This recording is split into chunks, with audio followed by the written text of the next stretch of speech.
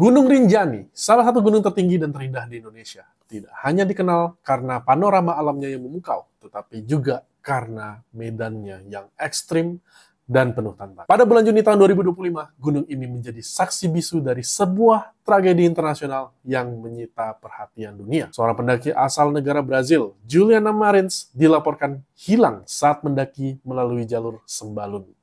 Peristiwa ini memicu operasi penyelamatan besar-besaran yang melibatkan banyak institusi dan banyak pihak lainnya. Dan juga menimbulkan gelombang respon emosional, kritik, serta sorotan tajam, baik dari media lokal maupun media internasional. Selamat datang di segmen Breaking News by West Insight.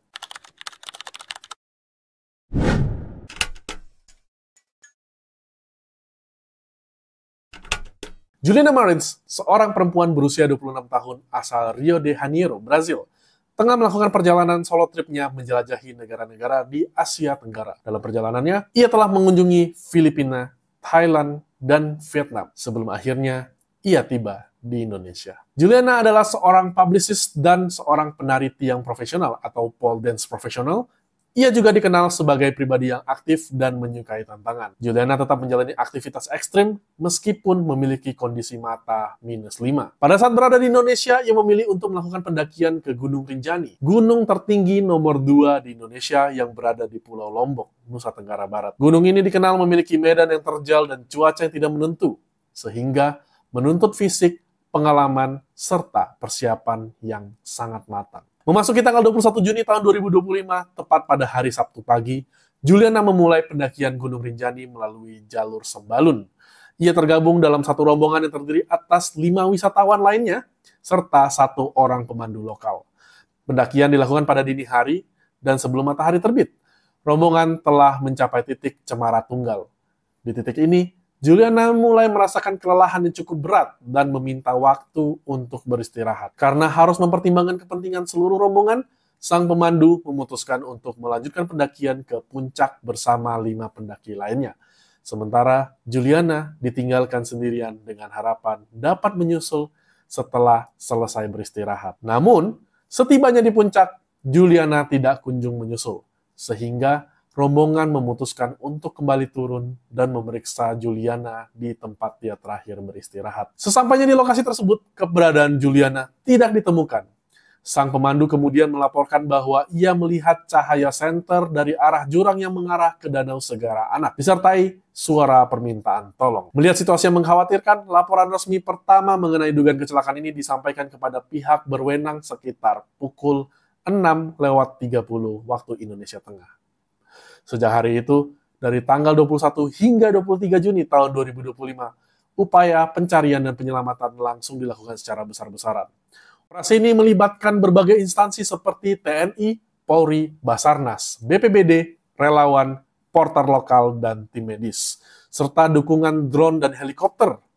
Pada hari pertama pencarian, seorang pendaki asal Spanyol yang kebetulan berada di sekitar lokasi mengoperasikan drone dan berhasil merekam keberadaan Juliana yang masih dalam kondisi hidup di kedalaman sekitar 300 meter dari jalur pendakian. Dalam rekaman tersebut, ia terlihat duduk, bergerak, dan masih sadar. Meskipun posisi korban telah diketahui, tim penyelaman kesulitan menjangkau lokasi akibat medan curam, kabut tebal, dan panjang tali yang tidak memadai. Ketika mereka mencoba memanggil, Juliana tidak lagi memberikan respon jawaban. Drone thermal kemudian digunakan untuk melanjutkan pemantauan, namun belum menghasilkan kemajuan berarti hingga saat itu. Barulah pada Senin pagi, tanggal 23 Juni tahun 2025, sekitar pukul 7:05 waktu Indonesia Tengah, drone thermal milik tim SAR berhasil mengidentifikasi tubuh Juliana yang berada di kedalaman sekitar 500 meter. Namun, dalam rekaman tersebut tidak ditemukan adanya gerakan atau tanda-tanda kehidupan. Lokasi sudah dipastikan, tetapi kondisi cuaca kembali memburuk, sehingga upaya evakuasi tidak dapat langsung dilakukan pada hari itu. Keesokan harinya, tanggal 24 Juni tahun 2025, cuaca sempat membaik di pagi hari. Namun, badai kembali datang pada siang hingga sore hari, membuat proses penyelamatan kembali tertunda. Jalur pendakian dari Pelawangan Sembalun menuju puncak akhirnya ditutup sementara oleh otoritas Taman Nasional untuk mempermudah operasi. Meskipun demikian, 7 penyelamat berhasil menuruni lereng curam menuju titik di mana Juliana berada. Dan tepat pukul 6 sore waktu Indonesia Tengah, tubuh Juliana berhasil dijangkau. Sayangnya, saat ditemukan, Juliana sudah dalam kondisi tidak bernyawa. Pada tanggal 25 Juni tahun 2025, jenazah Juliana akhirnya dievakuasi dari lokasi kejadian menggunakan tandu, mengingat helikopter tidak dapat menjangkau titik tersebut karena medan berbatu dan cuaca yang sangat ekstrim. Proses evakuasi darat dilakukan dengan menyusuri jalur pendakian menuju pos Sembalun. Setelah tiba di pos tersebut, jenazah kemudian dibawa menggunakan helikopter ke Rumah Sakit Bayangkara Polda NTB untuk dilakukan tindakan medis lebih lanjut. Selanjutnya, pada tanggal 27 Juni 2025, RSUP Profesor IGNG Ngurah di Denpasar, Bali, merilis hasil otopsi terhadap tubuh Juliana Marins. Berdasarkan pemeriksaan tim forensik, Juliana mengalami luka parah akibat benturan keras di beberapa bagian tubuhnya. Luka tersebut menyebabkan kerusakan organ dalam dan pendarahan hebat yang diperkirakan membuatnya hanya mampu bertahan sekitar 20 menit setelah terjatuh. Bagiannya tidak jadi tidak sementara ya. Itu adalah kekerasan tubuh yang menyebabkan patah tulang dan kerusakan organ dalam. Setelah hasil otopsi dirilis, jenazah Juliana sempat tertahan di Rumah Sakit Bali Mandara Sanur karena belum adanya jadwal penerbangan langsung ke Brazil. Proses repatriasi baru dapat dilakukan pada malam hari tanggal 1 Juli 2025 dan jenazah Juliana diberangkatkan ke Brazil untuk dimakamkan oleh pihak keluarga.